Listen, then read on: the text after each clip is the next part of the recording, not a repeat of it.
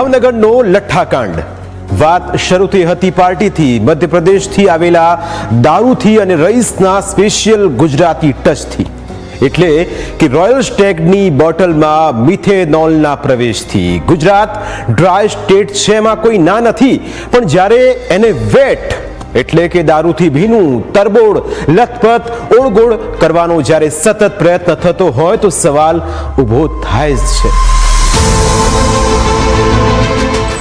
આને સરકારી સિસ્ટમની બેદરકારી સમજવી, પોલીસની ઢીલી નીતિ સમજવી કે પછી બુટલેગરોની ખુલ્લેઆમ દાદાગીરી? કારણ કે તેમને પણ ખબર છે કે સિસ્ટમને જૂની રેસિપીનો ઉપયોગ કરવાનો છે. એટલે કે અમદાવાદનો લઠ્ઠાકાંડ હોય, બોટાદ અને બરવાડામાં થયેલો દારૂકાંડ હોય અને હવે ભાવનગરમાં.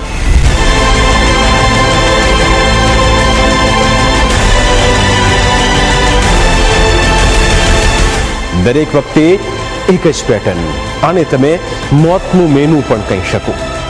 એવું કહેવાશે જ અને કહેવાય પણ છે કે આટલા મોત થયા, આટલા સારવાર હેઠળ આટલા લોકોને સસ્પેન્ડ કર્યા, 4-5 દિવસ ભરપૂર ચર્ચા પણ થશે અને પછી સરવાળે શું? જૂની બોટલમાં નવો દારૂ અને પછી લથડિયા ખાવાનું ચાલુ. પણ અમે નહીં, આખું ગુજરાત કહે છે કે ફક્ત સસ્પેન્ડ નહીં, સપાટો બોલાવો, ઉપર છેલ્લી વાતો નહીં, મૂળ સુધી પહોંચો. કારણ કે ડ્રાય સ્ટેટમાં દારૂ નથી એવું કહેવાય છે, પણ ઝેરી દારૂનું ઉત્પાદન તો મેડ ઇન ગુજરાતમાં થાય છે. કારણ કે બુટલેગર જાણે છે કે હપ્તો આપો, પેગ આપો અને પછી જરૂર પડે તો સાહેબનું નામ આપો, મજાલ છે કોઈને કે તમારો દારૂ રોકે. પણ હવે ડ્રાઈવ શરૂ થશે. અત્યાર સુધી ઘણી દારૂની બોટલોના ઢાંકણા ખુલ્યા, હવે આપણી ગાડીની ડેકી ખોલાશે.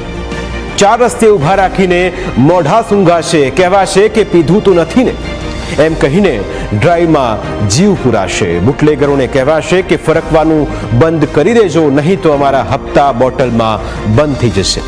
પીધેલાને એમ થશે કે આ વખતે પીધો એ પીધો, હવે દારૂ નહીં પીવું. પોલીસને થશે કે હવે દારૂડિયાને નહીં છોડવું અને બુટલેગર કહેશે કે સાહેબ હવે દારૂ નહીં વેચો.